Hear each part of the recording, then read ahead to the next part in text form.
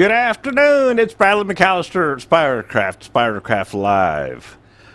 It is a wonderful Thursday here in the studio, and I have no idea what I have gotten myself into with this project. It should be fun and interesting. Hello, Brian. Good to see you. Hope you're doing well today. This should be an interesting little event, a little program. After I cut this piece and started looking at it, I was like, what in the world? What was I thinking? But we're going to play with it. We're going to have fun, and we're going to see what we can make out of it. God only knows what'll come of it. You know what I mean? But I always love a good fun challenge. This is a mounting nightmare.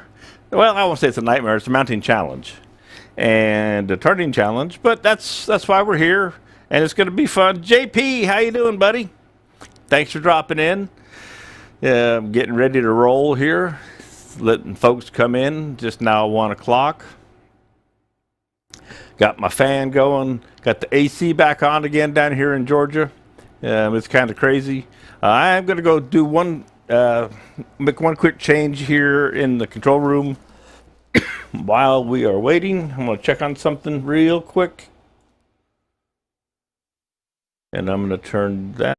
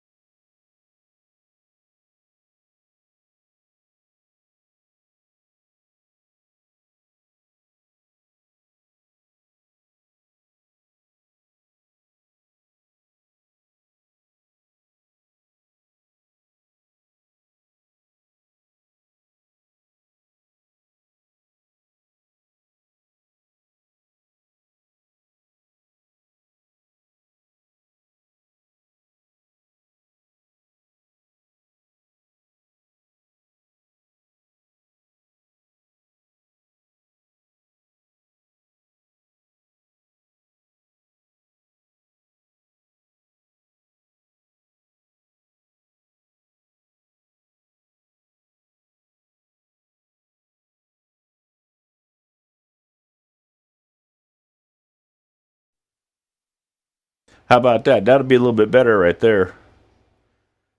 I clicked the wrong green audio button.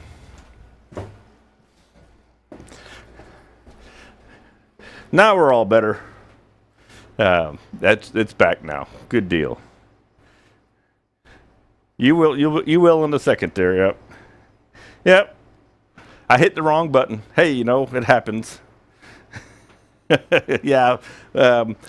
There's the video intro, its audio button was on, and I turned it off, or meant to turn it off, and then I hit the actual audio input and turned it off.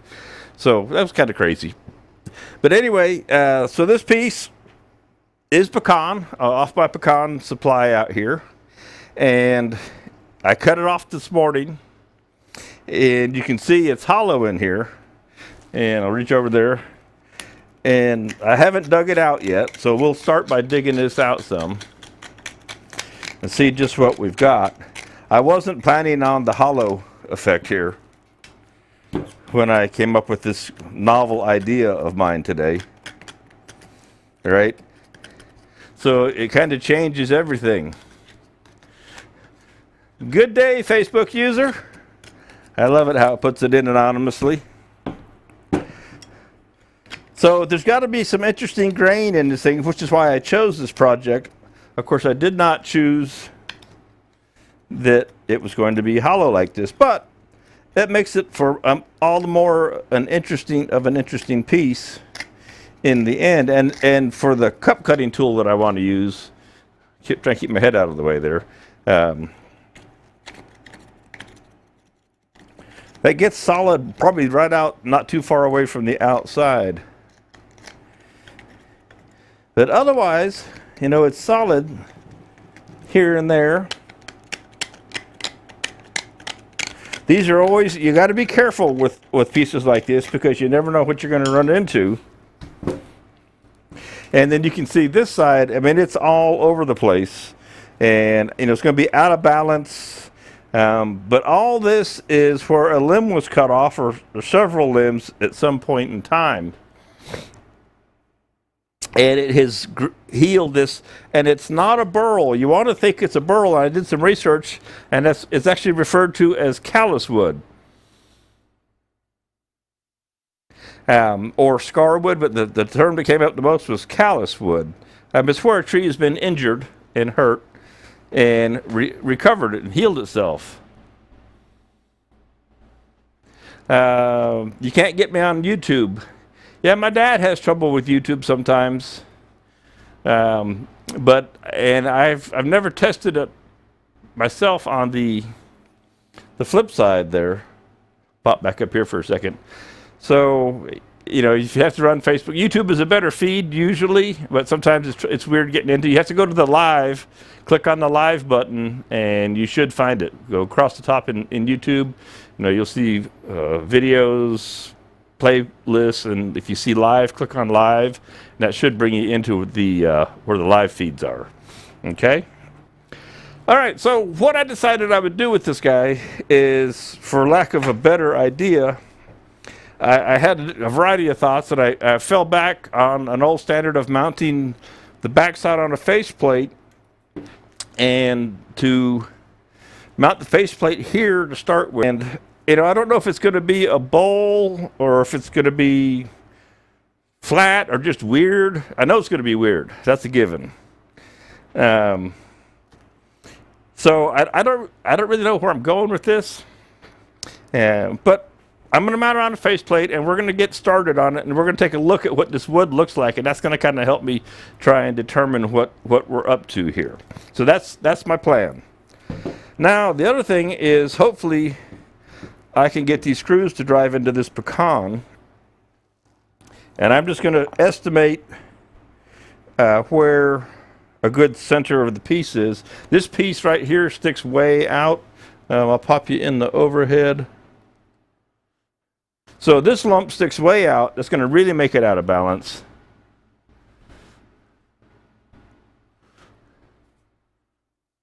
Hey, my dad's on YouTube. That's good. Dad usually has trouble. Like I say, I wish I knew the answers, but I'm going to center this up kind of on the ring of, you see the wood, the limb, the heartwood, and then the sapwood out here, and then of course our hole in the middle. So I'm just going to kind of center it up using that wood right there. That is my guide.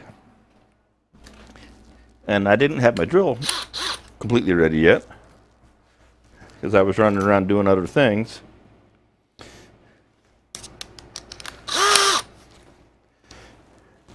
Put the right tip in here. And these are number 10 screws, and they're 1.5 inches long. I'm not worried about putting the deep holes in there. Michael! Good to see you, Mike. Had to click the home button to find you. Strangeness. And so, oh, run away. And another thing I'll tell y'all, I've been fighting the cold, flu, crud, whatever, for a long week at least. And I'm not 100%, but I will do the best I can today. And if I lose my voice, well, then I may have to stop. But we're going to have some fun with this regardless. That moved a little bit. That's just pure air there, so I guess that won't work. We'll be careful with this because we're not going to have screws all the way around. Well, I was talking about YouTube, I was trying to change the upcoming today, and it wouldn't let me save. It kept saying there was an issue, so I don't know if there's an issue with YouTube today or if it's something on my end. I'm going to blame it on YouTube and not me.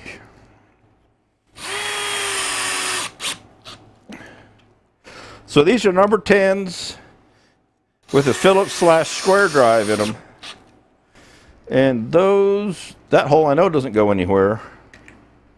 That one might catch something. We'll take everything we can get. That didn't catch much, but we'll take it anyway. One screw is not going to do anything for us there. I do love these kind of projects. You just never know what you're going to get when you get into them.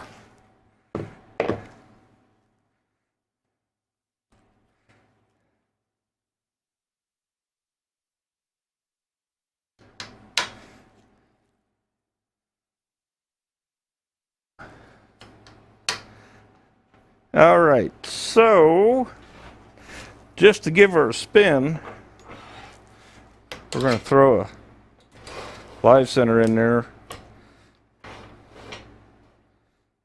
And I'm going to take a chisel here real quick, and let me pop you into the end.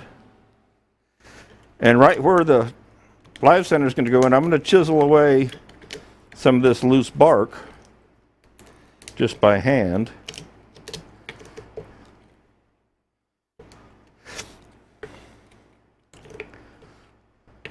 It looks like it's going to fall right in that little gap right there, which would be my luck, right where it's not flat. Yeah, pretty much does. So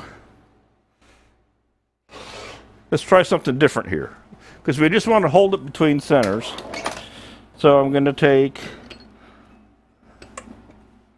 a flat cone, a flat rubber chucky cone, and put it on a threaded live center.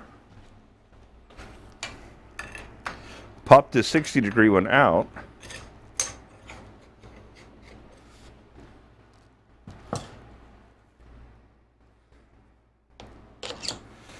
And all right, that didn't do what I wanted it to either. All right, let me see. I got another cone that might get in there. I'm just looking to get some good contact without trying to push it off center. This one of these, I got several of these rubber trucky cones, and they really come in handy when you get in a tight situation. And this is a tight situation. All right, that does what I want. So that goes right into, and it's soft, and the rubber, and it goes up against the side right there. So that's about the most secure between centers that I can get this guy. And I don't even want to turn this at 250. I'm going to take her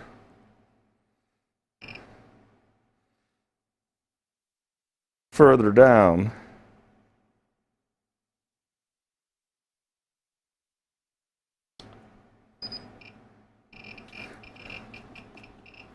Because I want to start out real slow on this, just to get going here.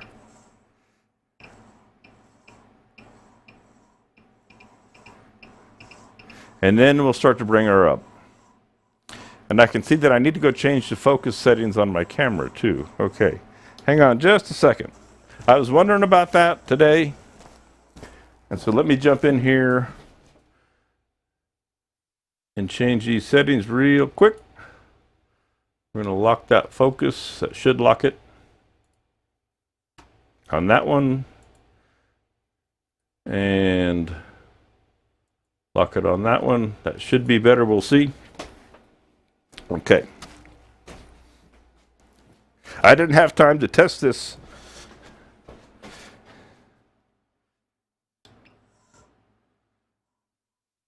The wood's going to be out of focus, but the rest of things in the world should stay in focus.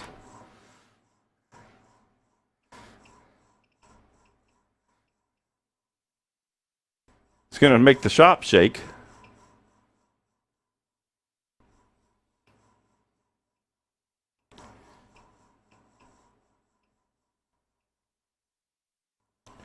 So I'm up to 250.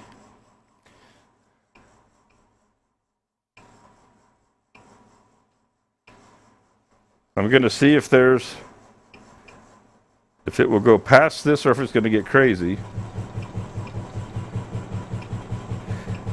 I know it's shaking all over the place at the moment.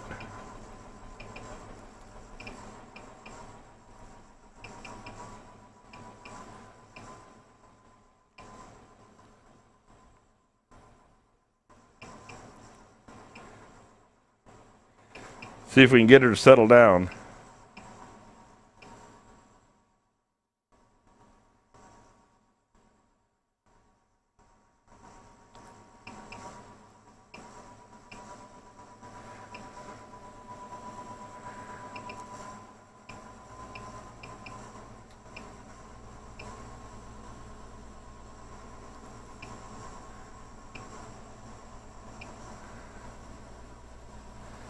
So I'm waiting to see how jittery that looks to you guys on the live feed out there.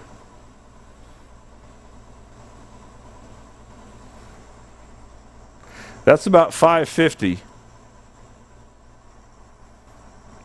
which is rightly scary, but not outrageously fast.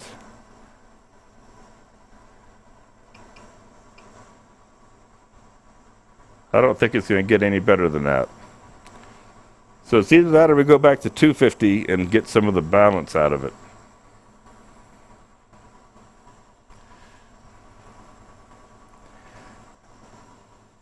So you guys tell me, because I'm watching this about a 20-second delay.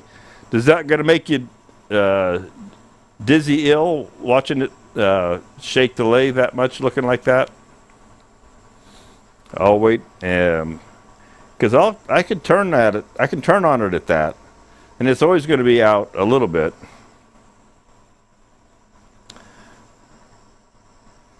So that's 565, and the other option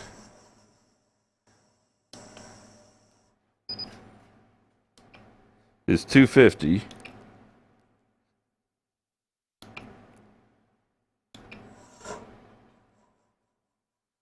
We start down there.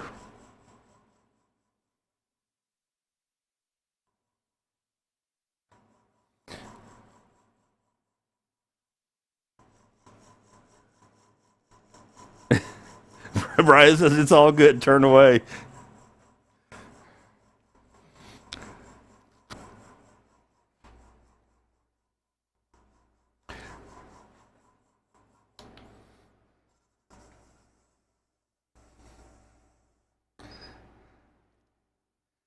All right, see that's this chunk right in here is the one that's so far out of weight.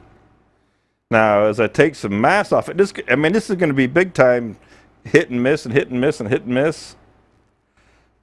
So, like I say, kind of crazy what I got myself into here today, but I do always like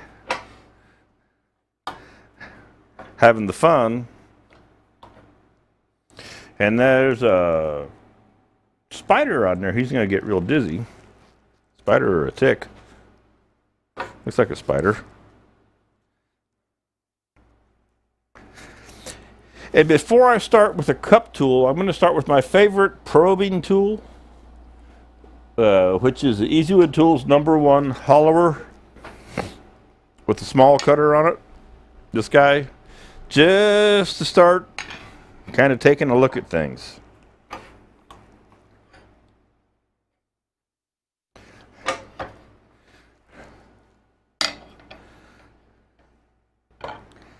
Nice this up a little bit more. A little teeny bit more. Okay, that's centered. And just got to back up now. Always check it by hand before you turn this guy on. Run that cone in there nice and tight. Okay, we're gonna go with the 550 and just kind of take a look at this wood. Do some exploratory on it, if you will.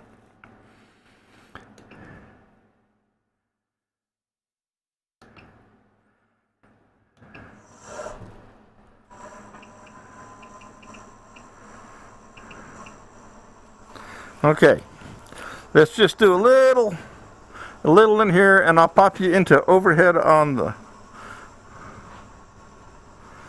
Oop, didn't go. It's shaking the house around here.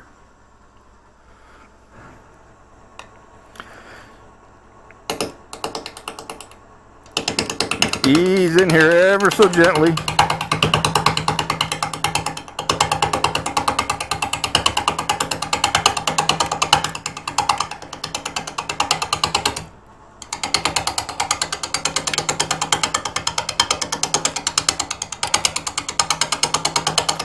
Well, luckily, Brian, this is still green, greenish.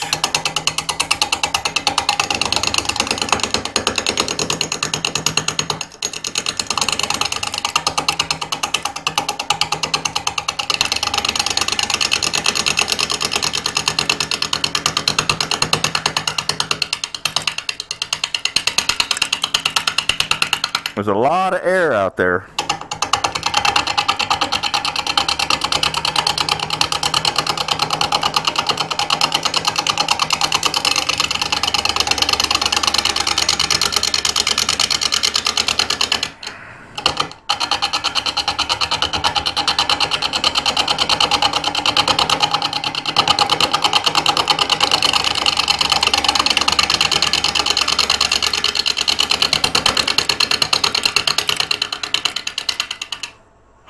And obviously I'm standing nowhere close to being in front of this thing. Okay, the brake brings her to a stop nicely. So it's got character all over the place. Alright. It's just going to be a crazy piece of wood is what I'm pretty sure it's going to come out to be. Alright, let's go back at it. We're going to come right up in here a little bit more.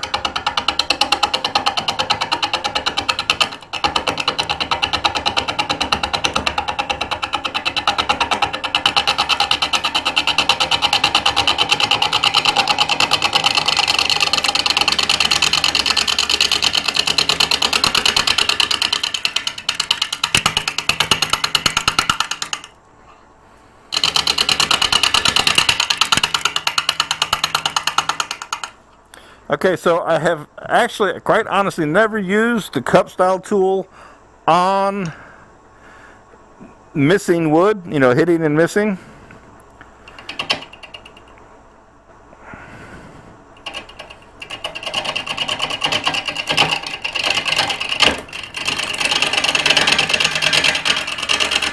But I switched over here.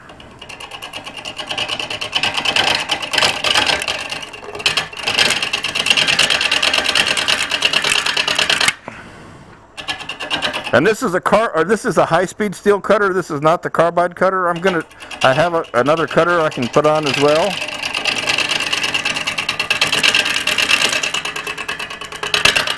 So what I'm basically doing is testing the controllability here.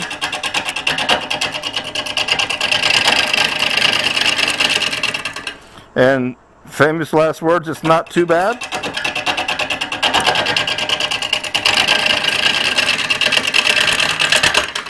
It definitely does cut faster.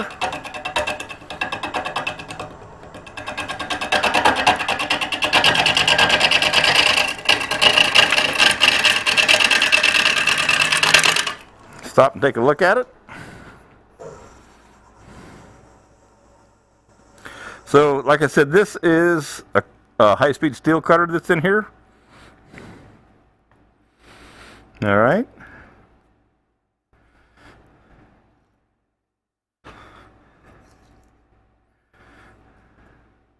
Lots of craziness in this guy.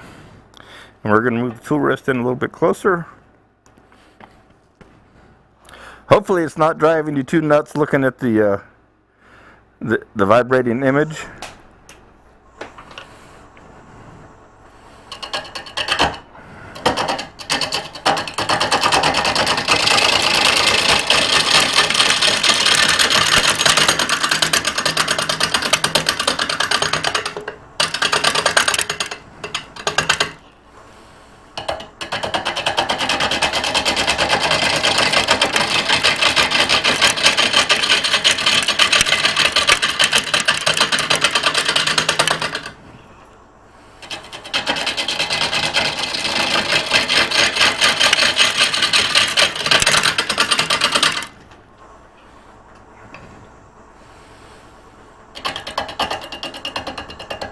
It's a little harder to get down in the, I want to get right down in there by the cone, so I'm going to switch back over real quick for a second to the Easy Wood #1 hollower and go right down in here. So it doesn't hurt to change tools. Use whichever tool's doing what you need it to the best.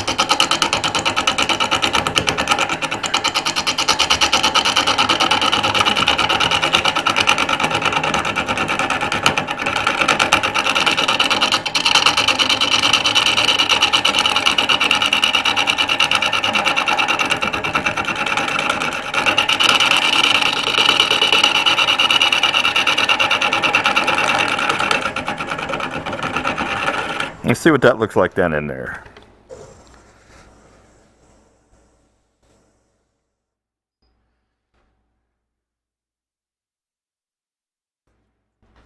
Okay. That's interesting. I'm going to walk over here. I'm trying to read the, I can't quite read the screen with the goggles on. Oh yeah, Brian, you're talking about your cup tool. Yeah, they do take a little getting used to. There's no doubt about that. They do take a little getting used to.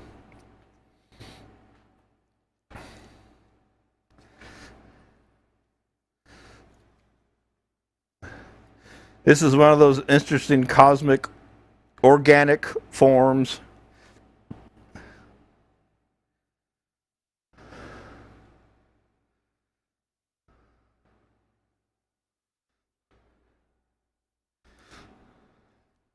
I'm thinking about making I'm making a recess in here and holding it on the chuck in a recess. If I get enough solid wood, then we can turn it around and come at it from the other side as well, and we can work on it on both sides, because the cup cutter doesn't really care if we push or pull so much.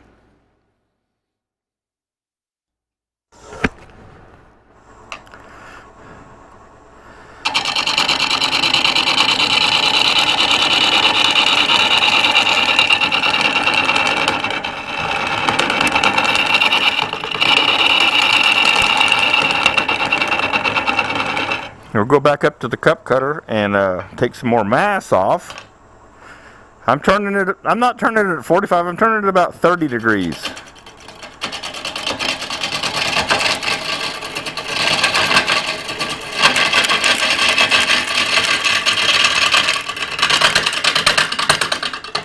And then way out here, that lump is way out there. I'm going to stop this for a second and move the tool rest around the corner here.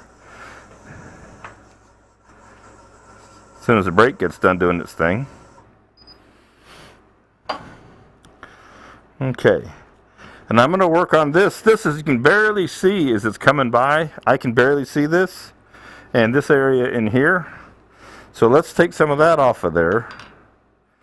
Okay, so we can go all the way out to where that divot is.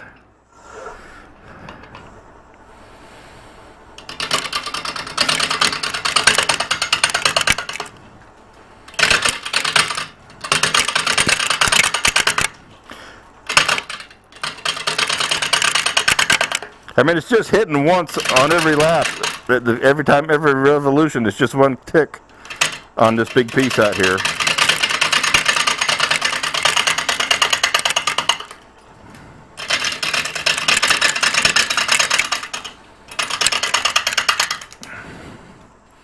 And surprisingly, you know, I can see the shape forming out here. I'm going to stop and move the tool rest. I see a shape forming, I should say. Not the shape per se, but a shape. And if I switch you around here, and I'm gonna get fresh air, I'm gonna invert this for a second. And you can see how we're coming around the corner there. And this is all kind of just limb in here. So this section, what I really want is really just this section right in here. This is, as far as I'm concerned, this is all waste wood. And that's why I want to get it turned around and take that away. And then this will just be an appendage out here. All right.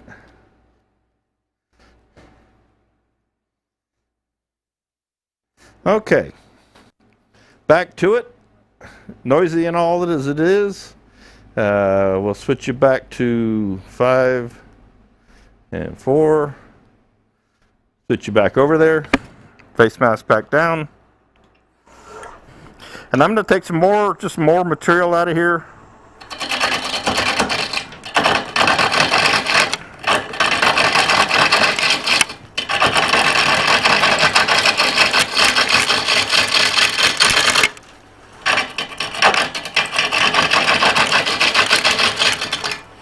It does make quick work of it.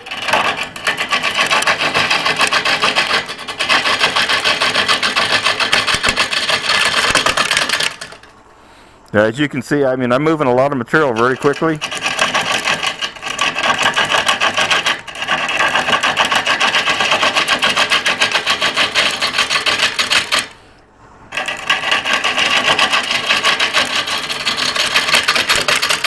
And you can sharpen these cutters, both the high-speed steel and the carbide, on a diamond card.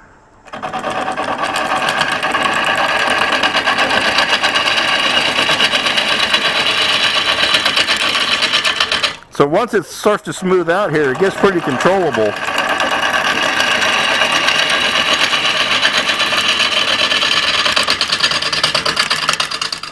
Take a look at that bottom now.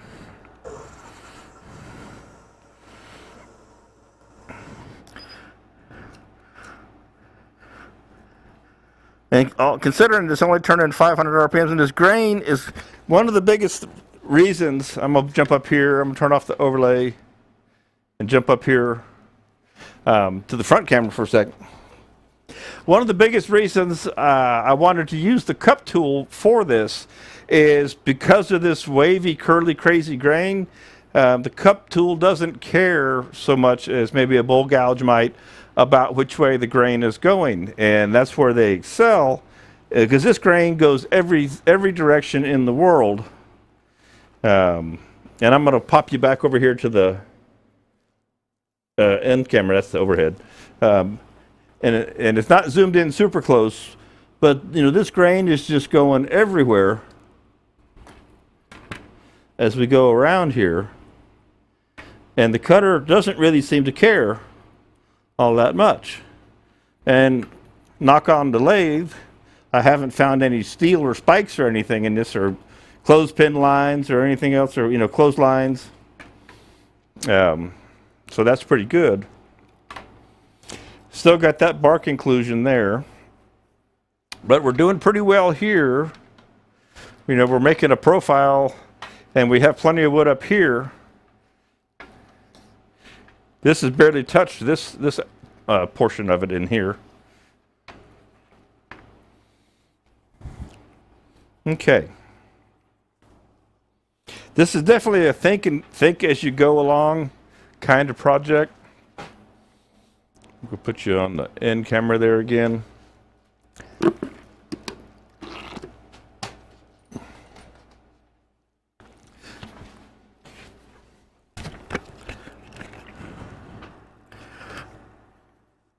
Move the tool rest back in a little bit closer. And I believe what I'm going to do, I'm going to back the tool rest, the tailstock up for a second. And take this nub out of here. I might lower the tool rest just a fuzz, and then I'll bring it back. I just want to get that nub out of there. I could almost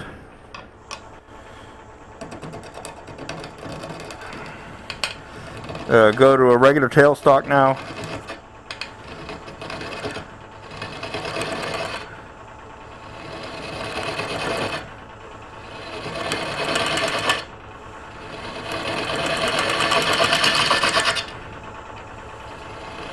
You can see how nice and cleanly that cuts as we're on solid wood now.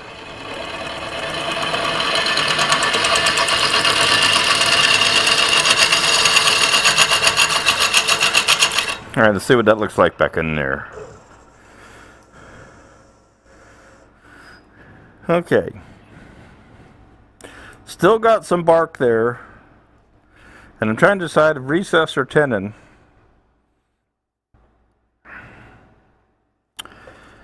I think a recess. Let me think this through for a minute. That's the issue there. That won't give me anything until I get rid of all that. Sorry for the reach over with my arm there. See if this is really hard. It's obviously bark inclusion. Okay, so that didn't have any strength to it there. This is my ice pick. Ice pick that my dad there gave me years ago. This is my favorite #1 probing and prodding tool.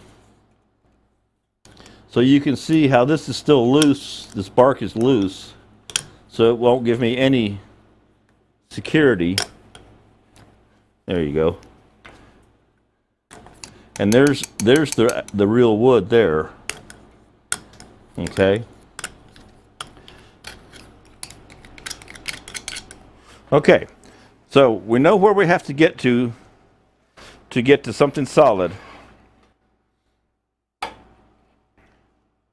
to work with, whether it be a tenon or a recess here.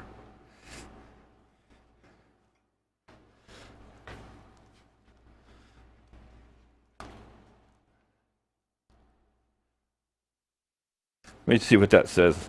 I'm going to have to move that monitor closer or get new glasses. Okay, I got it. All right. Let's get this cleaned up.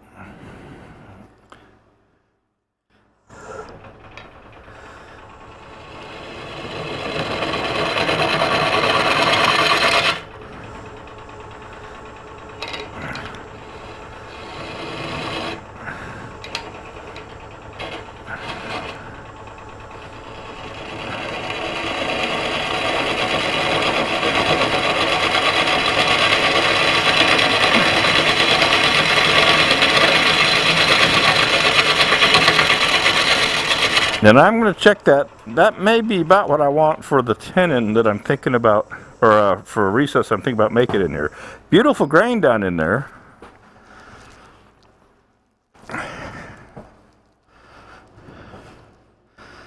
So I think,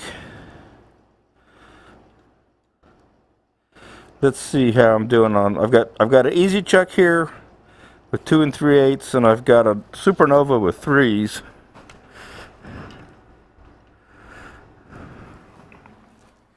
And I'm thinking about going with the supernova with the 3.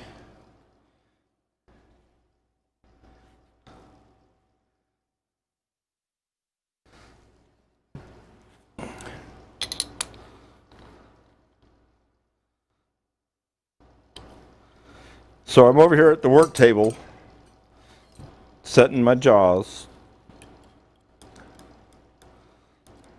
and my calipers.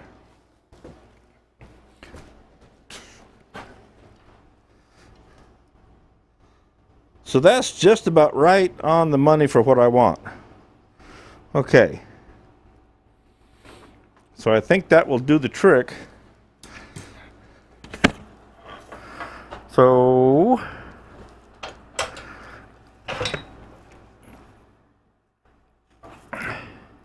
I'm going to cut that wall square.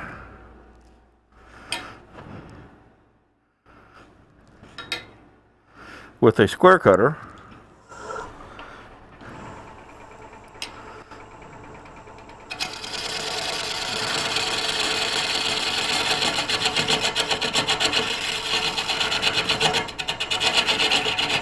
I used the little teeny micro easy wood tool there.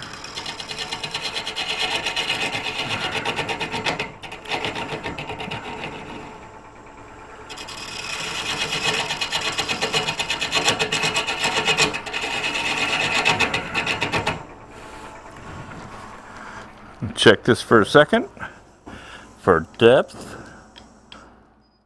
That looks about right. I'm not that big a recess person. I liked recess when I was in kindergarten.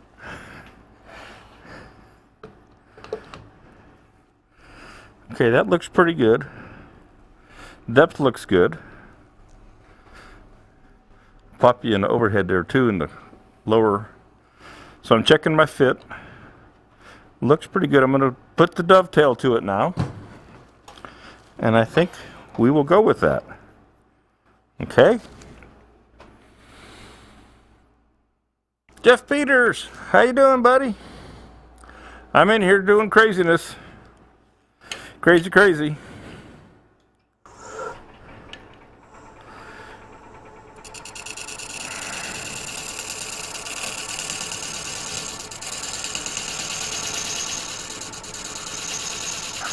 So there's my little dovetail. Okay. I love the brake on this lathe. All right. So we've got our recess made. We're not going to touch just right here, but I think that's okay. I'll be as gentle with this as I can, and I'm going to run the tailstock as much as possible as I go along. So now, what I have to look at, and I'm going to switch things around here. Oop, get back over there. And I'll just turn that off for a second. So looking at the piece, this is the main piece of wood that I want. This is waste wood here. And so this and this knob, and then these knobs, this is the wood that I want. Everything from here over is pretty much waste wood. So before I turn it around, I want to clean this shape up the best I can. And I'll be able to dress it a little bit more. Again, as it gets lighter, when we take some of this away up here, when we turn it around, it will get better.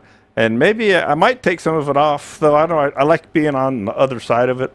I could work from this side here a little bit, but it's a lot easier to see what you're doing and not run into the headstock. So I think I'll just dress it up from where it is. I'm going to bring this tailstock back up because I don't trust those screws to not get loose from all the vibration. Okay. And we can put a real live center back in here now, one with a point on it. So we know that it's not going to get away. We'll go back to a Rotour 60-degree live center.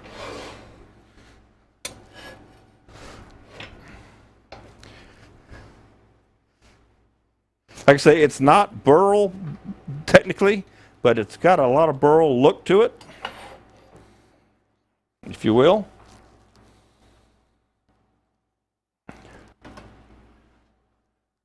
How deep is the recess? It matches the depth of the chuck jaws. I'm going to say, without measuring, about 3/8, approximately. Not knowing exactly what they are.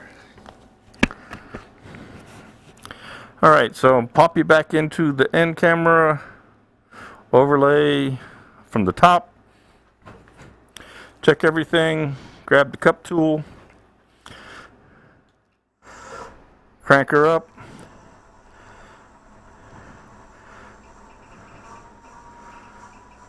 So to get a cleaner cut, I'm dialing the speed up now. Some of the mass is out. So I've run her up to about 700 to get a little bit cleaner cut here.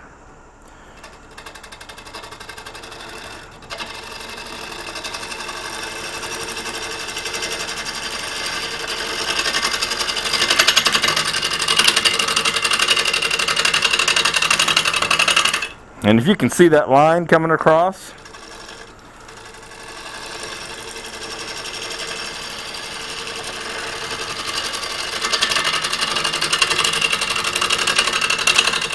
and then out around onto the wing.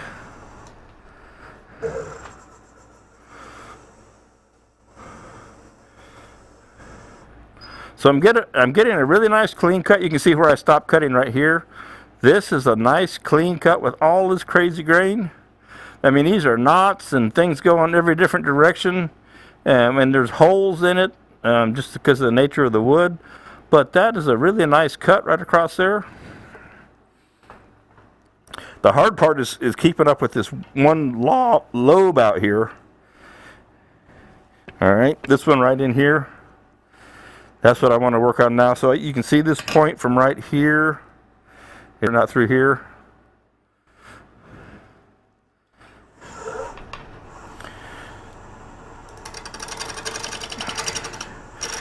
And there's so little, you know, there, it's hard to see it. So what I'm actually doing, I'm looking over here, because there's that one lobe coming by.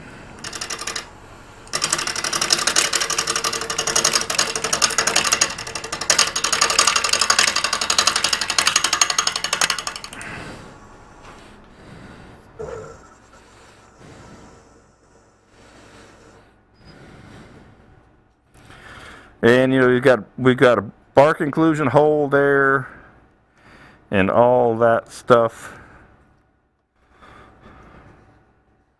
going on. It bounces right here. This hole makes it bounce, and then it makes it go up high here. And that's kind of the tricky part.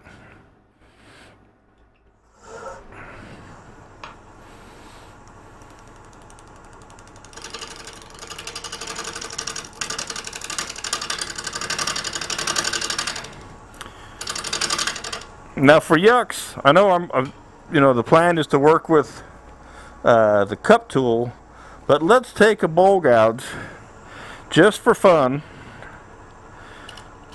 because sometimes with that lobe there, maybe it's not going to do what I need it to do.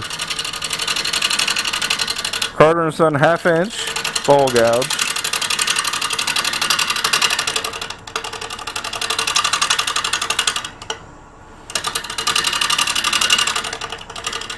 And I'm trying to watch that line go way on out there. Okay. It's a little bit smoother because of that lobe. It's just because, so you can see here's, you know, the hole. So it's easier to get a cleaner cut because of the hitting and missing, and just the nature of that cup is grabbing, is catching more surface area. Okay, so we'll make another pass just for cleaning up.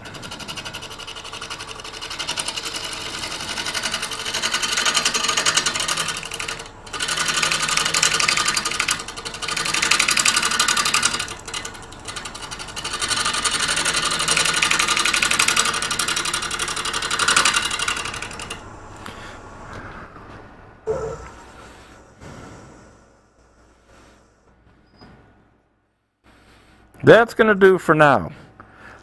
Later on, we can spin it up when it doesn't weigh a lot. We can spin it up some higher RPMs. So I'm going to pop you, let me pop back up here. Okay, so it's time to turn this guy around.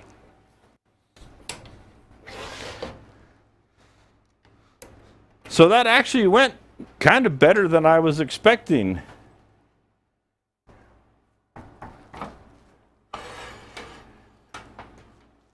All things being what they are.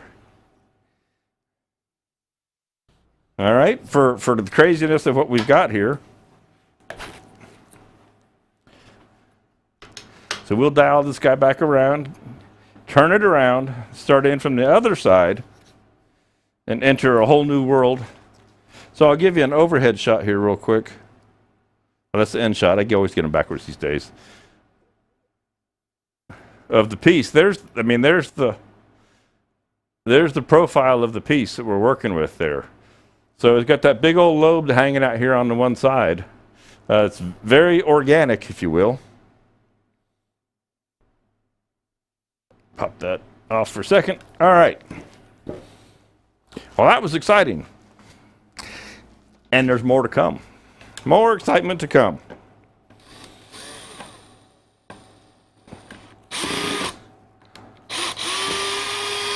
I'm glad I had 1.5 inch number 10 screws on this thing.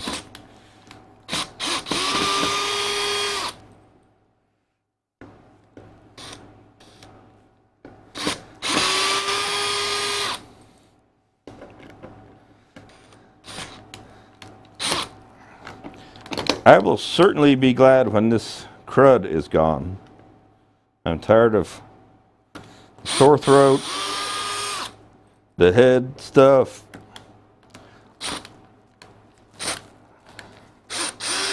I went and visited the woodworking shows over the last weekend, and hung out with those guys, and I came home with more of a sore throat than when I had left. And of course, I ran up to see my folks because the woodworking shows was in Atlanta, and my folks are up north of Atlanta, so I went up, visited mom and dad for a night. Always good to see mom and dad. Visit with them every chance I get. Okay.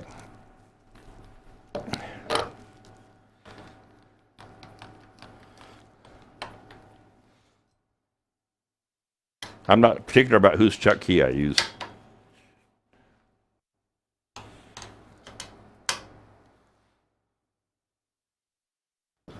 And as you can see here,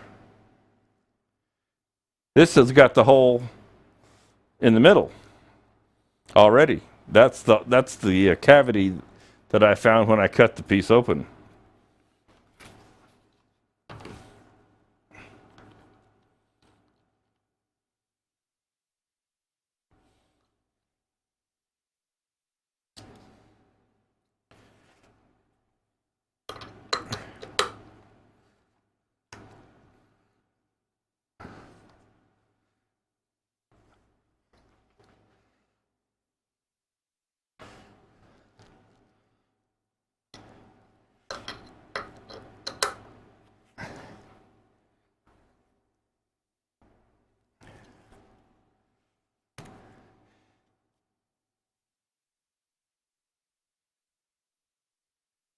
Okay.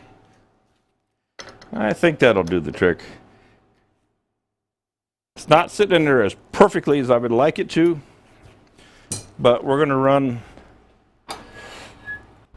a live center. I'm going to go switch to a longer reach. Go back to the live center with the rubber chucky on it, on an Easy Wood live center, and get myself some reach way down in that hole. As you can see here, it's a long way down in there. It's almost to the bottom of the bowl, bottom of the other side of the piece.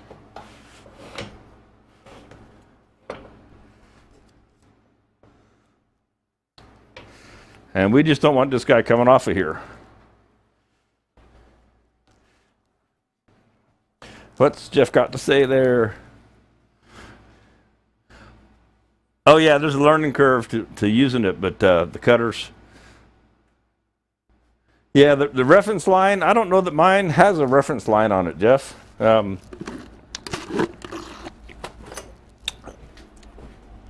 think the one that I have here does not. It just has a label. There's no reference line on this one, which leaves me just free to kind of do what I please.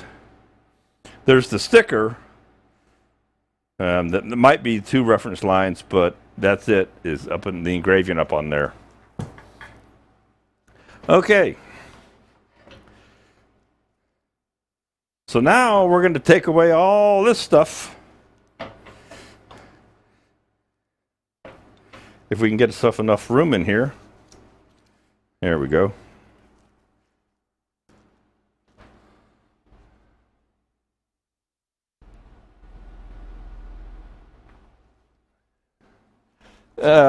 Yeah, some of them are black. Mine does, and it's really black. Yeah, mine, and this one there's no black on. This is a chrome shaft. So there's different varieties that come out from woodcut.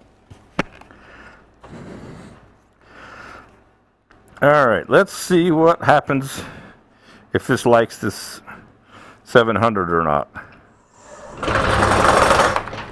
Nope, doesn't like 700. That's how we find out.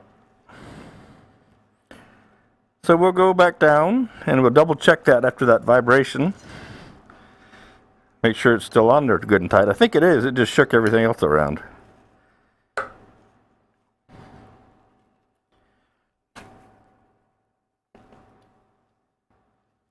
We'll reset that just to be sure.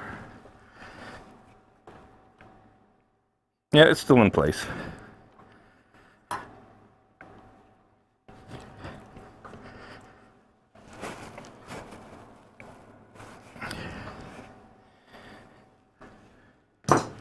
And we'll start off a little slower. See, that emergency stop's a wonderful thing. We'll take her back to a nice slow 250 and work our way up. Find out what we got going on here.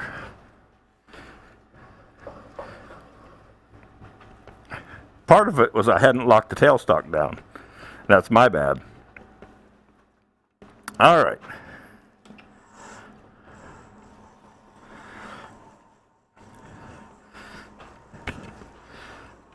And with the tailstock being off center, it's going to make everything wobble.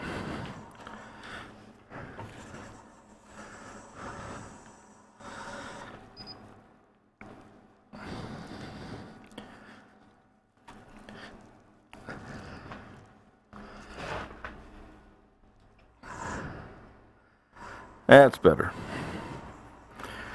So what I think we're going to do, I got a plan here. I've always got another plan. We're going to change over cone here and see how this big cone, if this will give me some stability.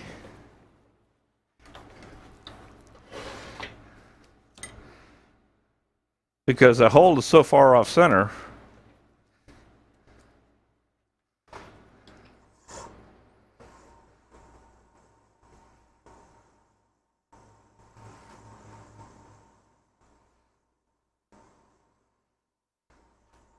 That's better.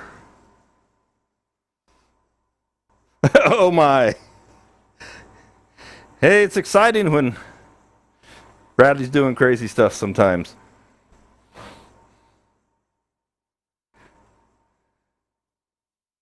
All right. And now we'll start to bring her up. See if we can get past this craziness here.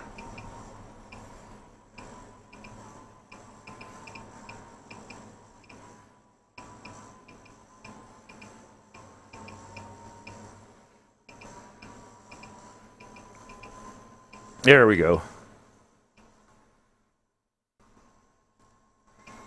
Now she's happy again.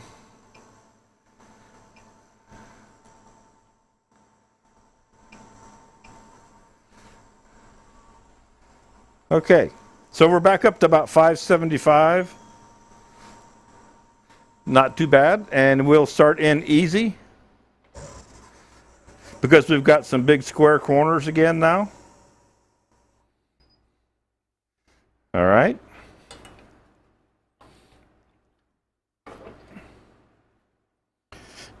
So again, I'm going to start with the Easy Wood #1 hollower. It's the lightest cut tool that I have.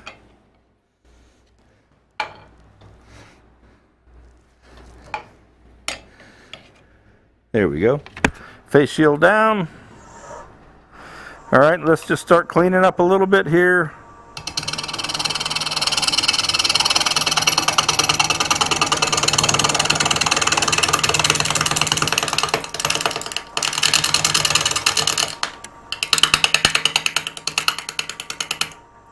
Get the really sharp edges off of things.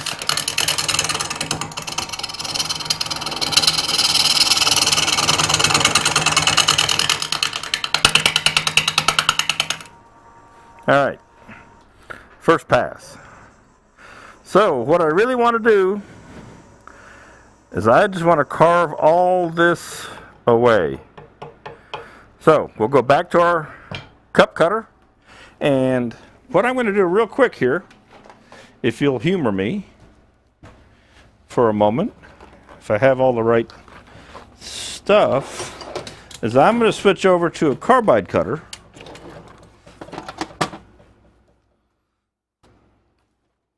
Just for fun. just for a change. And we're in the end camera there, so I'm going to come over here and make sure I have all the right drivers for the screws, because they actually use different screws.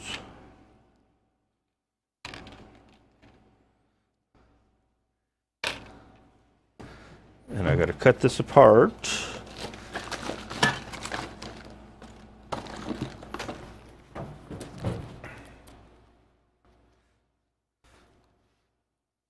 Because I don't know that I've actually used the carbide cutter before, quite honestly.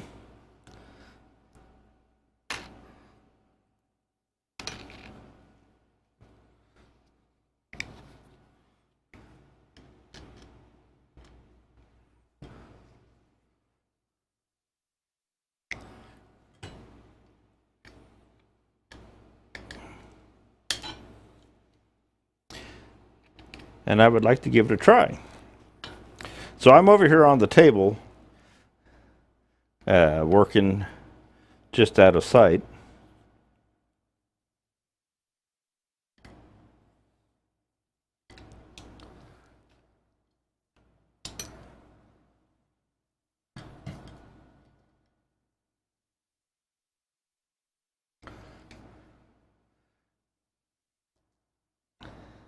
That, and as we get closer to our finish, we'd like a nice fresh cutter. I've used this high-speed steel cutter quite a bit, so it's time for a fresh one to go on, and we'll switch from high-speed steel to carbide.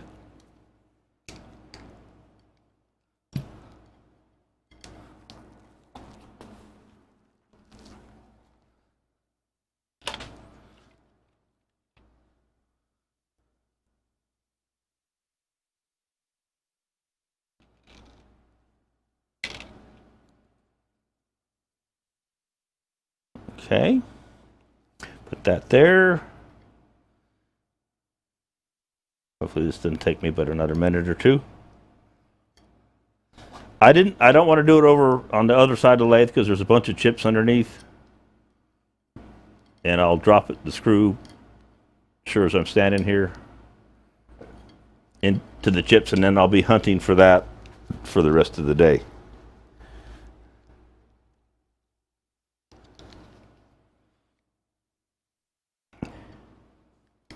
Okay.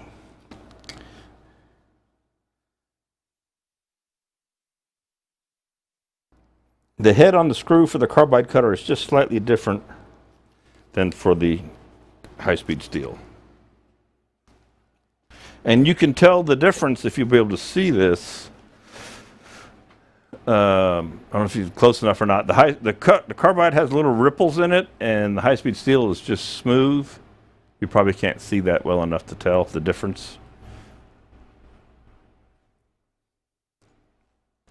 And also, I should tell you, when you buy the tool, it comes with the standard 12-inch handle.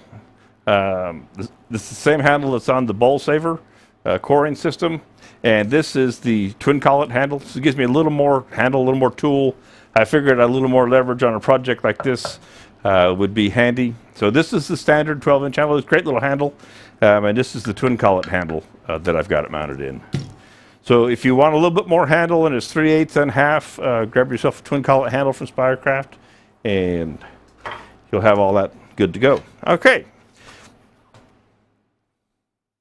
See it clearly. Okay, good deal. Mike says you see it clearly. All right, let's go back to the end camera and I'll overlay the overhead. You should be able to see okay there.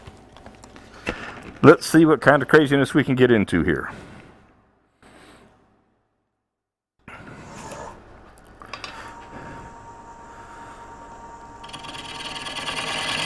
So you can see, because of the size of the tool, I can't get right up in the hole there.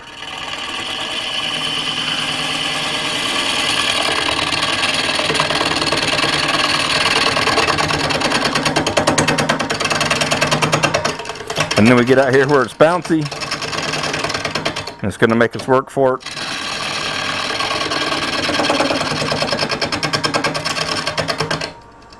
Let's try something for fun.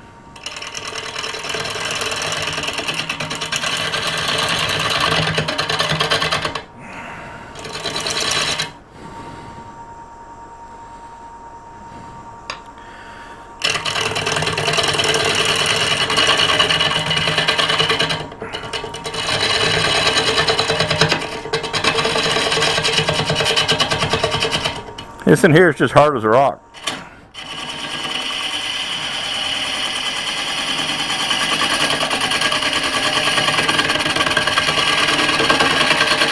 And this is the end grain of the limb. And this is all end grain in the limb right here. Okay.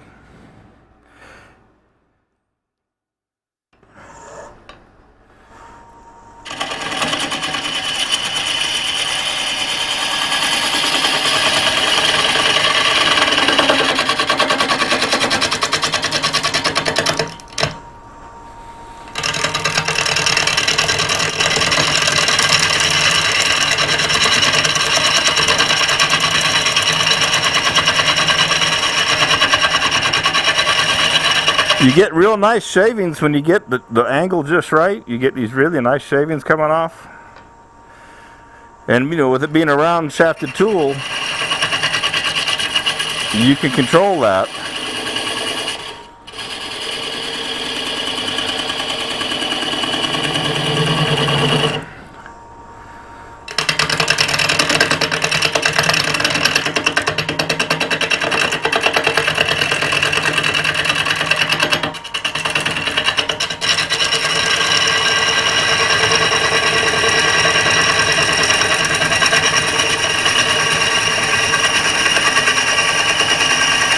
Nice cuts there, nice shavings, very efficient. So if we're wondering for comparison, because I am, if I grab a 1/2 inch bowl gouge and make the same cut,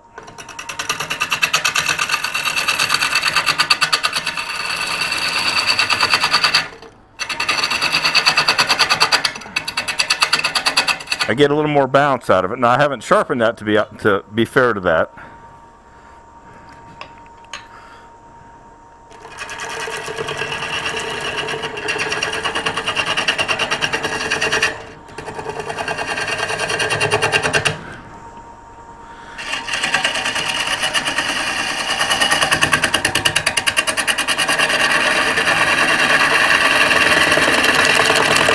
It's kind of all about finding, and I've heard a piece of bark just go flying.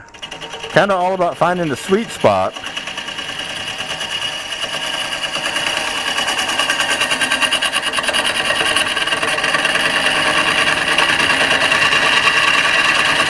Now what I think I want to do here, I'm going to stop. And I would like to take my tailstock back away and get that hole round. I'll be gentle so that I have a better grip with the rubber chucky. Like I say, you can see it's getting nice curly shavings coming off.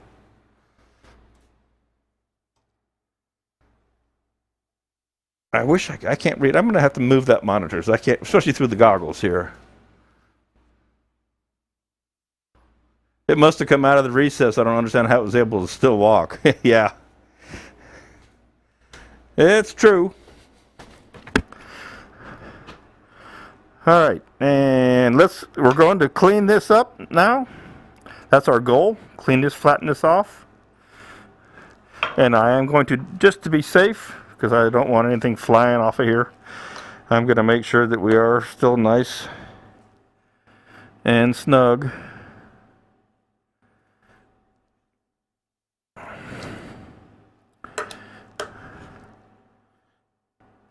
Yep, okay. And I will be gentle, because I don't want to throw this piece.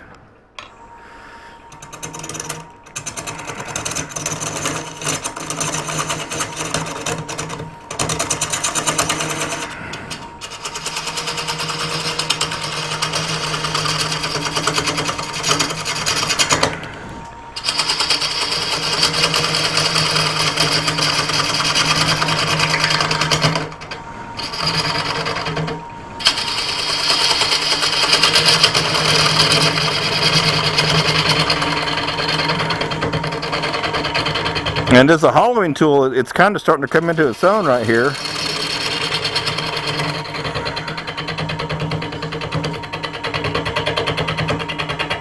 Now granted, it's all bouncy down in there.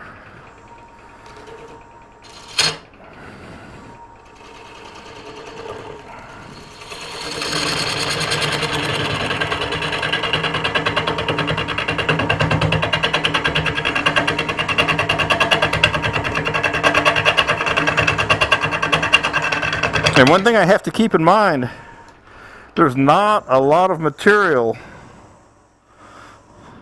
between the bottom and the top. There's not, and I got a little prong sticking out right there.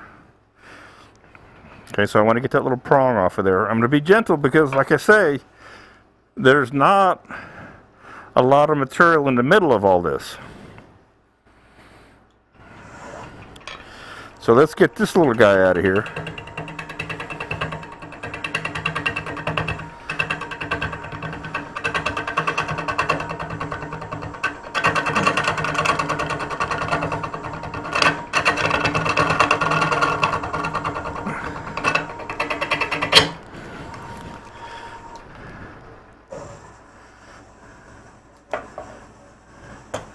And see if we get a better seat here.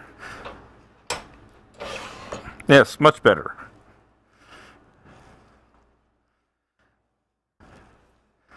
We'll turn that back on. Snug her up in there.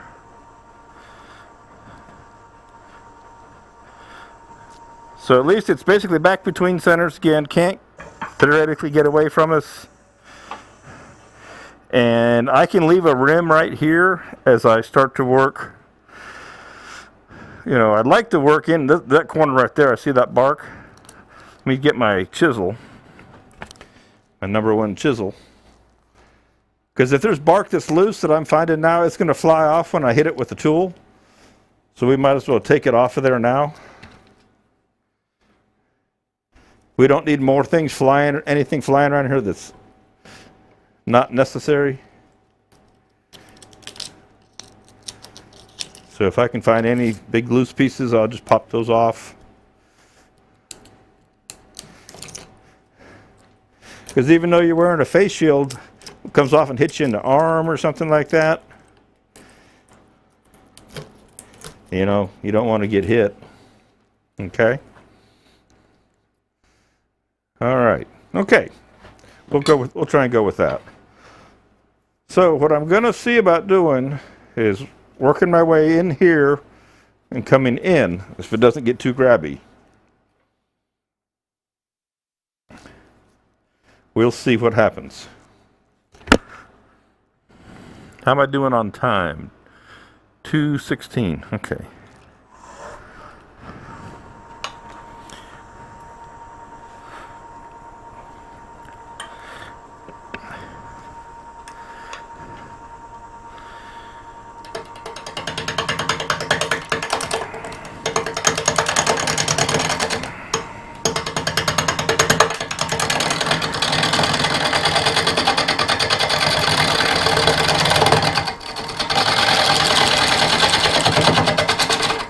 Sure, it seems like it likes to work from the inside out a little bit better.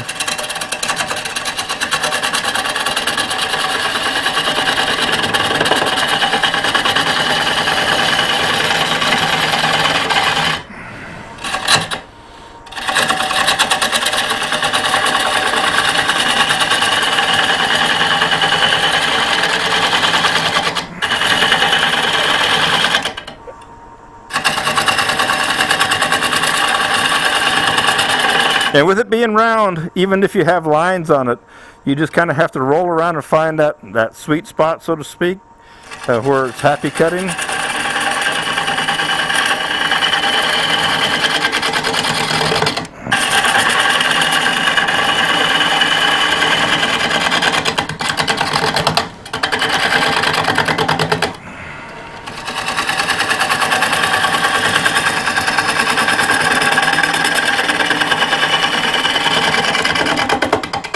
I hope my shoulder's not getting in the way there.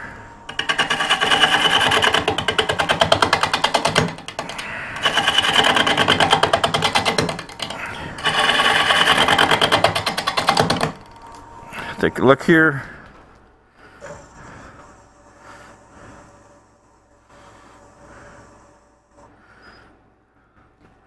Okay, starting to get there. Starting to get there. It's a lot like work. It is indeed.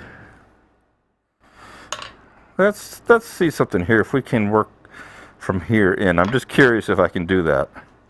I'm going to set the tool right here, and I know that's where my outer marker is, if you will. Pull the tool back, turn it on.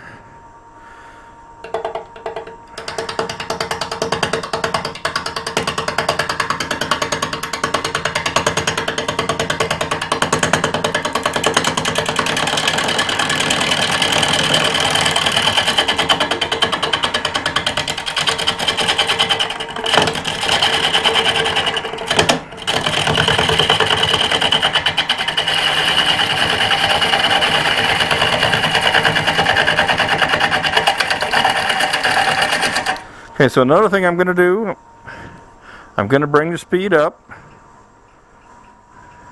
which will help us here. With that hit and miss, hit and miss.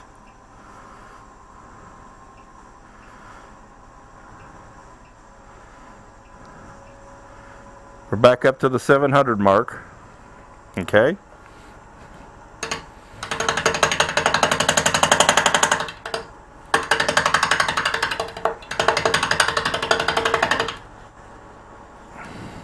A lot of vibration, a lot of pounding going on.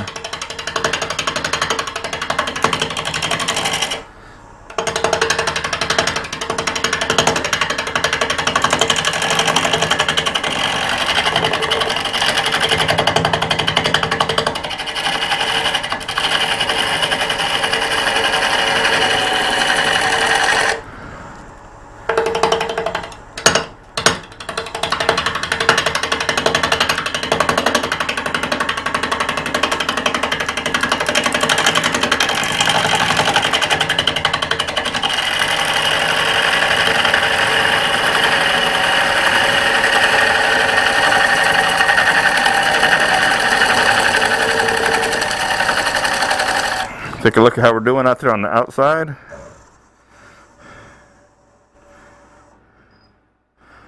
Okay, so we're starting to cut here pretty well. We've still got a rise right there where we come into the body. So let's work on that area a little bit.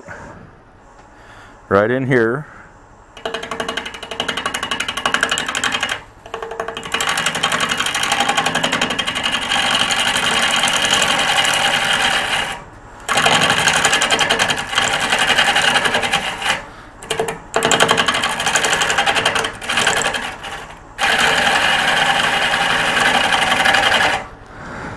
What it's done is it's actually vibrated and loosened up the collet lock. Slide that back out and tighten her back up. It's pretty violent, if you haven't noticed. In a relative term.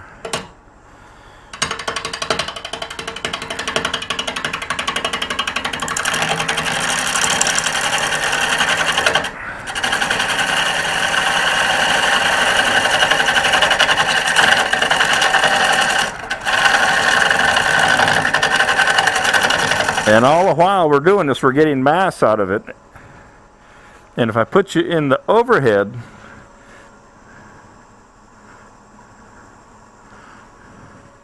you'll see how it's getting thinner.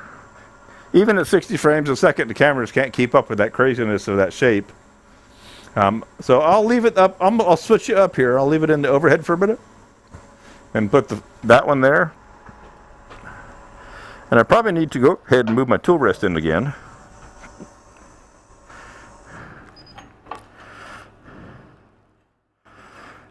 Now we're getting to where we can start to think about kind of sort of some shape ideas, final shape ideas.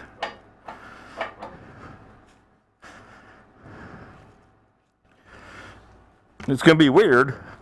You know, one could leave this flare up here as a bowl, quote unquote bowl. Okay. Lots of different things are starting to come into into view.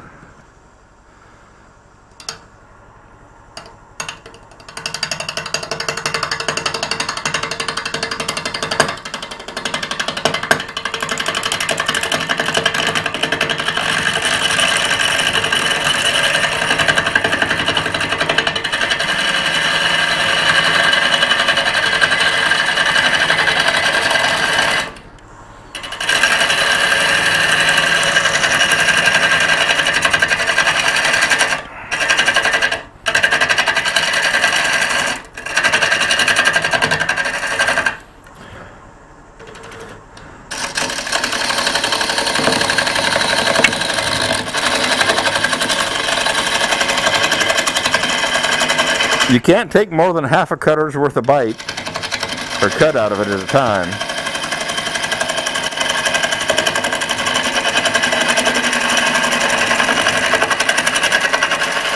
But it is nice that you can go both directions.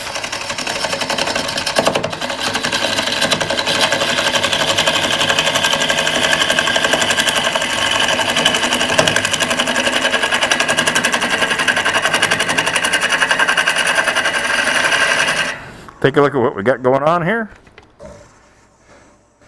So, some new holes, some new bark inclusions that we didn't see before.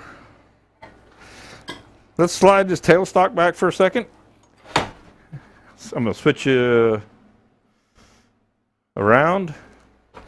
Take a look at what's going on inside here, what this end looks like.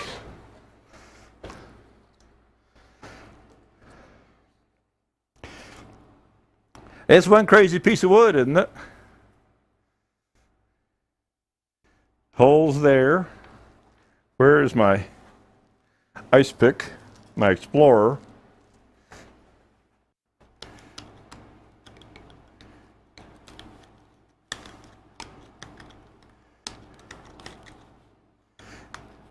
This is definitely an organic piece.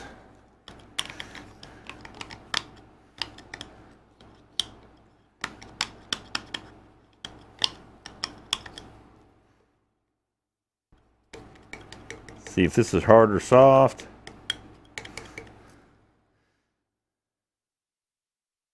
Okay. Kind of like a little volcano looking guy. That's going to come apart just like that. You can see the mildew in there, mold. So there's not going to be a wall there. Any thought of that staying up as a wall just went away. Okay, so let's come in here and take this away. Take some of it down anyway, and see what we get.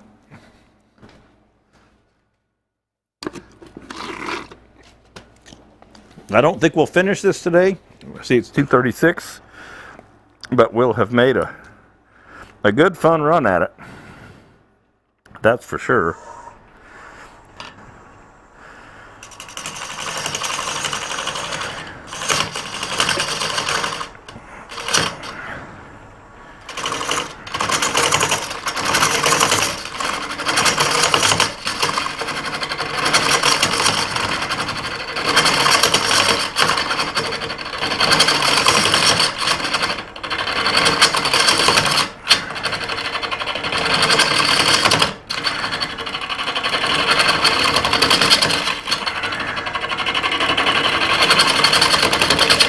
And being careful because that wall will split up there.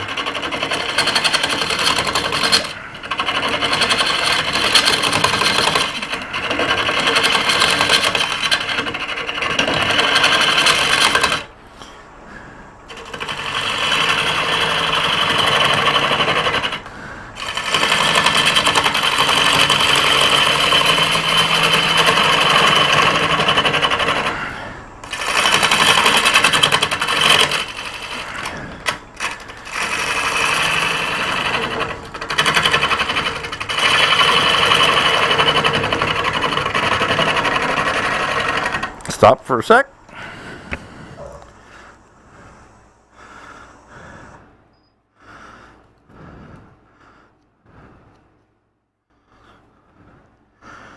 All kinds of crazy grain in there.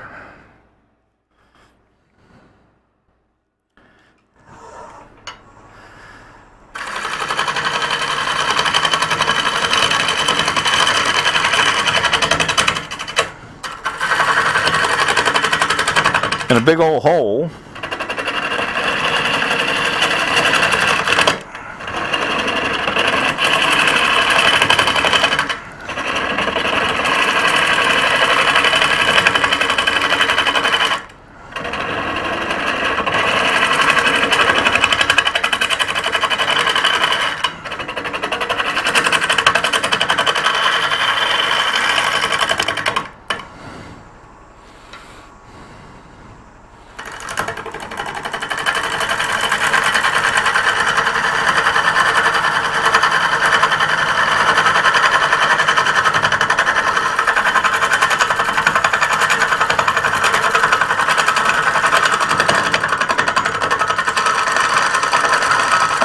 There's a big hole right there.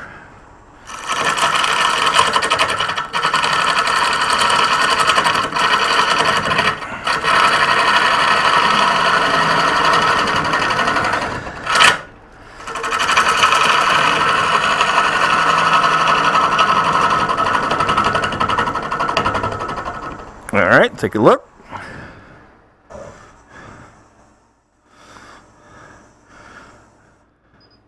So one concern I'm starting to have is that the integrity of the piece may be being held by this, and that doesn't go all the way through.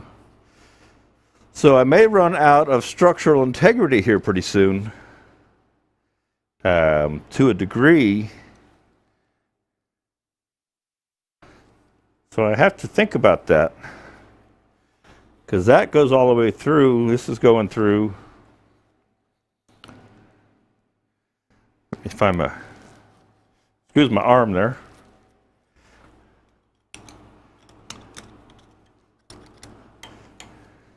Yeah, that goes, probably would come out almost in the chuck if I pushed it hard enough. So,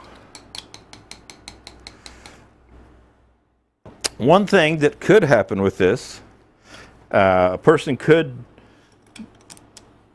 stabilize it or do a resin pour in it in a pressure pot and try and get in there and fill that. My concern is that if this comes loose, this is attached, this all outer ring is attached to the chuck on the back side, but this whole chunk could come flying out because this is all just bark inclusion, which is not strong, and there's holes in it and voids and not particularly strong. Hey Joe, I'm being crazy in here today, but and over here there's a line. I'm almost down to where I want to be out here for that outer profile.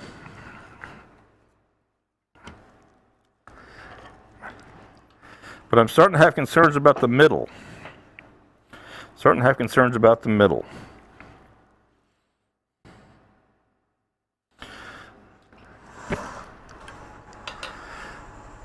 I'm going to work on this outer profile again a little bit.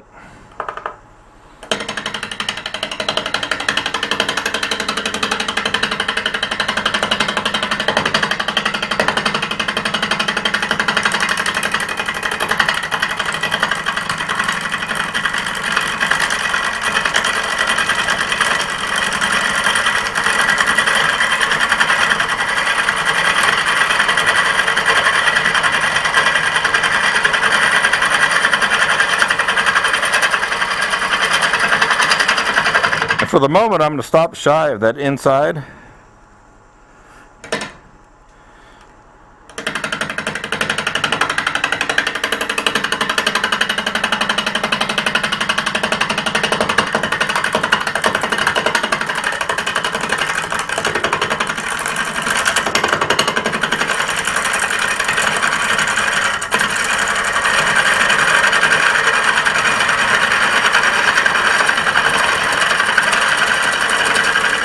Let's see how we did on the outer wing out there now.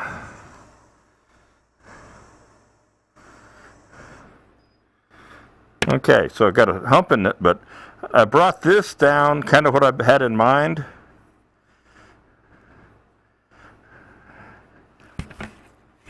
Just got a hump here on that one. That one we're not touching yet. And then that's the center section that's starting to get a little iffy. So I need to work this little section right here and get it uniform. Take this ledge away. So we'll start right there. And this is where I can't see it at all.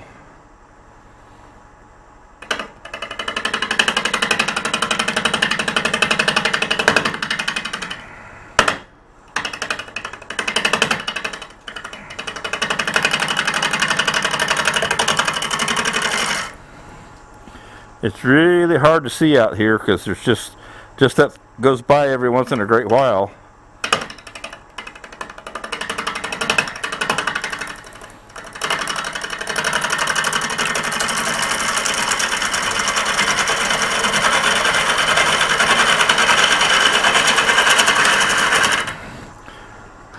And it's so tempting. You want to reach your hand up there and feel it as it's moving, but you don't dare.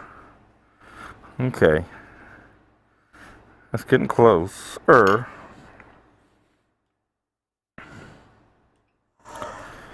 come out. Just clean this up.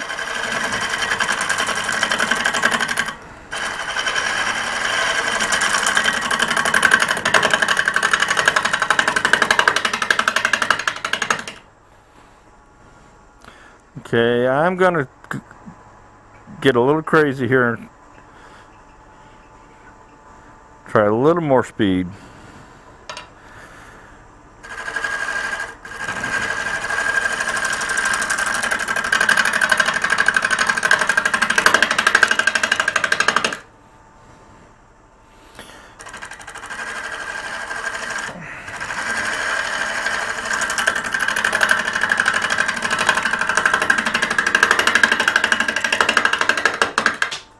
I heard something just come off. Let's see what broke off. Probably just a piece of bark. Yeah, it's probably just a piece of bark coming off. I think it was from right here. Okay. A little hump right out here on the end of the wing. Right, starting from there out.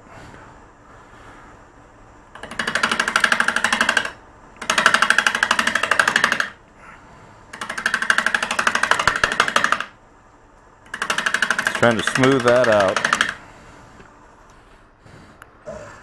It's kind of crazy because you can't see it at all. Alright, just one little line there. See if we can blend that in.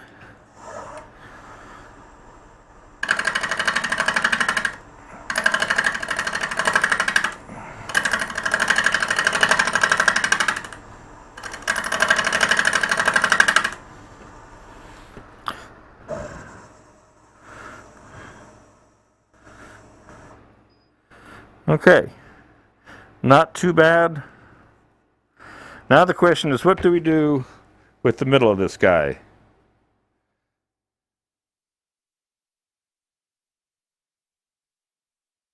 It's only crazy if it flies apart. Otherwise, it's art. It's an art endeavor. Absolutely, Joe. Well, she's getting down to the scary part of going in here.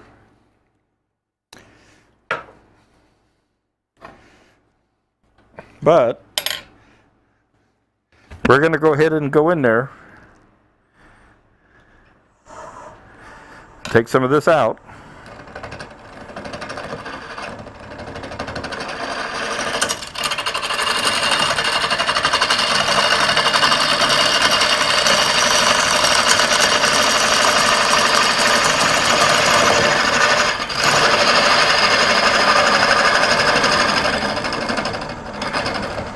Need to lower that tool rest just a fuzz.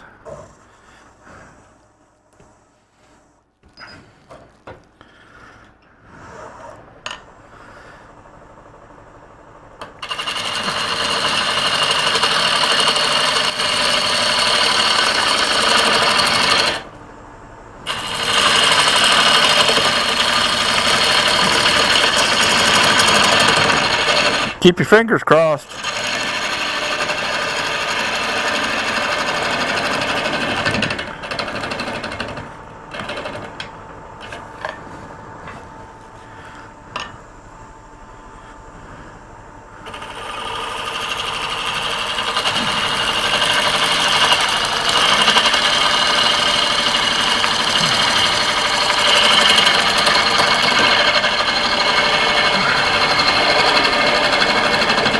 When the wood is, you know, solid, the cutter is actually quite controllable. Actually, may have dropped it down just a little too much. So you can see this circle here.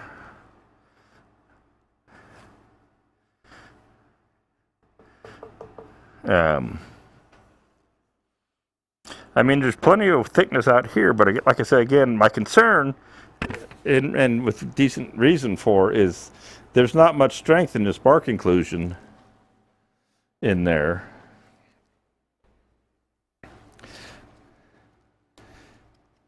As much as I'd like to take some more of it out.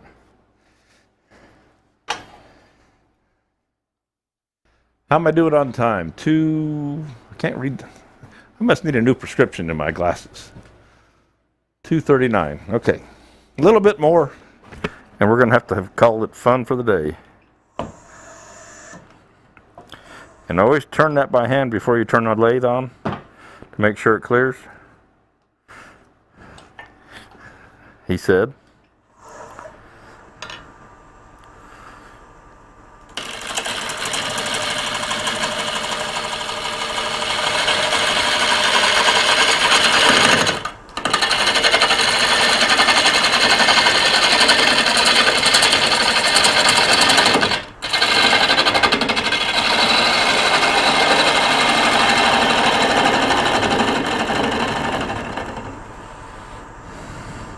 So I'm just kind of gently sticking my head over here around the side and looking at the profile.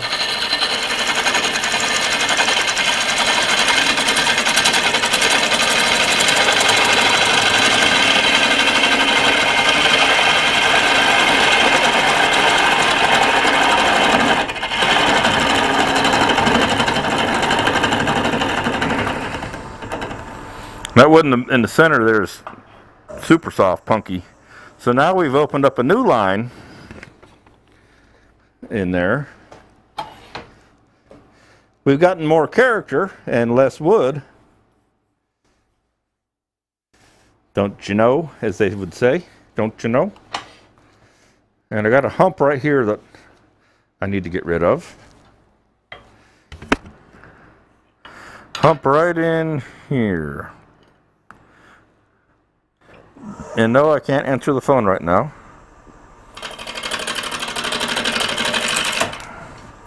And there's a big chunk just came out.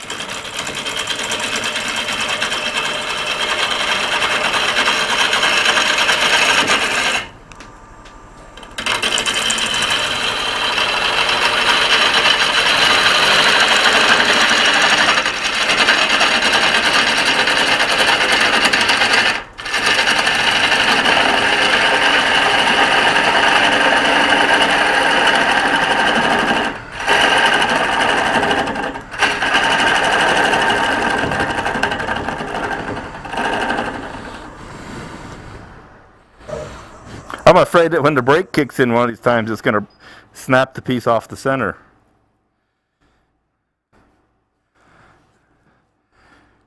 If I didn't answer the phone the first time, why do you think I would answer it the second time? Still got a little bit of a hump right there.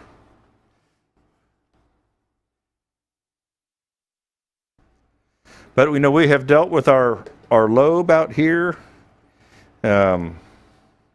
You know, whether it's the prettiest thing in the world or not is not really the question. It's more the exercise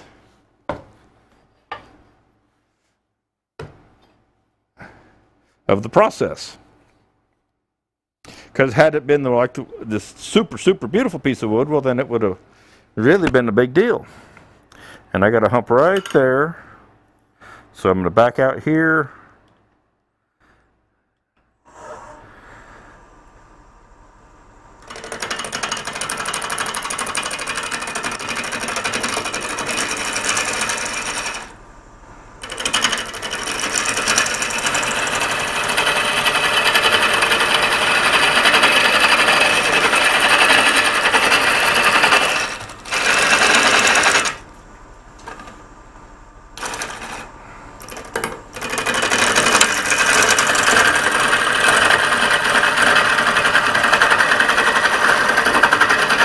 I used to make a lot of these organic pieces like this that were crazy. Lodgepole pine stumps was my start.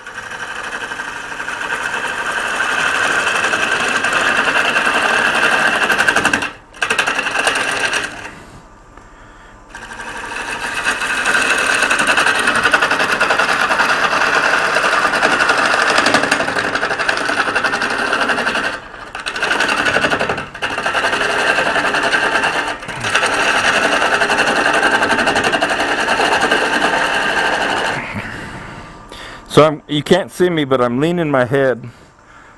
I'll do this.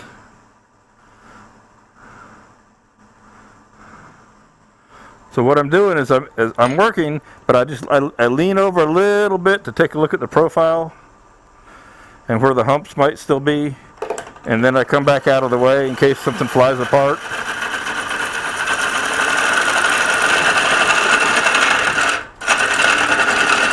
And then I'm just going to lean back over here and I'm looking across the piece inside there, looking at the profile.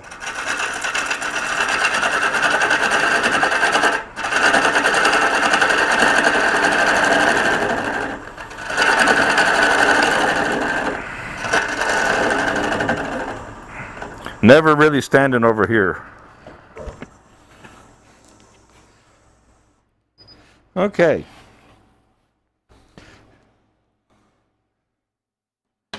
I think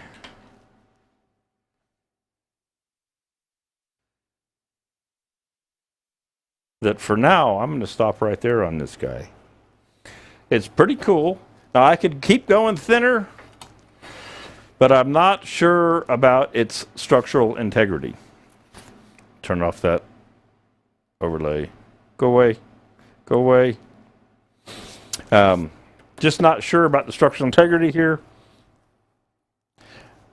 This cup cutter has worked great because this grain is all over the place. And working with big voids. So I'll put you in the overhead. The big globe sticking out to one side. This is virtually... there's probably maybe a half an inch or less down in there, probably a quarter of an inch between that point there and inside the bottom of that hole. That's another bark inclusion. This ring, see this ring right here is what's concerning me from a strength standpoint. So what I'm tempted to do is let this guy dry, and it's going to open up and it's going to warp and all that, and maybe pour some resin in those, or not, and or just leave it.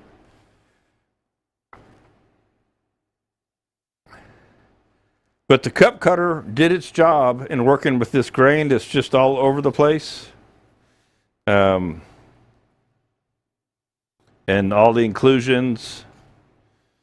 And there's kind of funny that in the recess is some of the prettiest grain, right just before it explodes. Just a fun organic piece at the end of the day.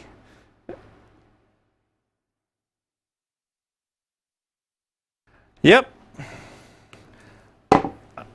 I think we're going to stop right there. Let's see. Scott Hampton just jumped in. Better late than never. Yeah, you almost always seem to come when I'm just wrapping up. So if you hadn't seen, I've been turning a crazy piece of wood, Scott. And I had fun, and it was all with cup cutters. I don't know how long it's since when you popped in there, but had a lot of fun making this crazy piece today. It's all good. Again, using the woodcut tools. I used both the high-speed steel and the carbide cup cutter. I started out with the high-speed steel, and I switched over to the carbide just for a change. I was using an optional twin collet handle. It comes. You can buy them unhandled. It's available with no handle, or it comes in the handled version. It comes with the 12-inch handle as a standard deal. And Works well. And again, with the crazy grain, and I was going in, out, up, down, all around, and it did quite well. Made easy work of it. Easy work of it. JP, you still hanging in there, man? I'm glad you stayed. Thank you. I'm glad you enjoyed the show. As you can see, I have fun out here. Sometime I'm going to get North Carolina to visit with you longer, or, well, actually, you're up in Maine or wherever you're at, up way up north. But we will catch up again someday. Didn't get enough time when we were in North Carolina, is what I should say. So I'm gonna wrap this up. If there's any kind of quick questions anybody's got, fire away. Because my throat is about shot anyway. I'm gonna go take some more cold and flu throat medicine and all that stuff, and be quiet for a while. And hopefully this will be gone by next week. I am here and not going anywhere. There's no road shows. They got canceled. All that good stuff. So you're welcome, Michael. Thank you for hanging in there today, coming along and joining in the fun. And knock on wood, the trolls haven't come in and crashed the chat column recently. And all that good stuff. So, all right. Well, I will post. I was trying, because it was today before I got posted up what I was doing today. This, like I said, being sick has been kind of keeping me slow. You're welcome, Joe. Thank you. Try and get something posted up earlier next week for what I'm doing out here. And with that, I believe I will hit. I think it's number. I always say it's going to be number 7. I'll see y'all next week. If you have any questions about the carbide cup tools or the high-speed steel cup tool from Woodcut Tools, let me know. Shoot me a note, send me a message, email, whatever. Happy to help you out. All righty? All right, let's see if this does what I want it to. No? That's preview program.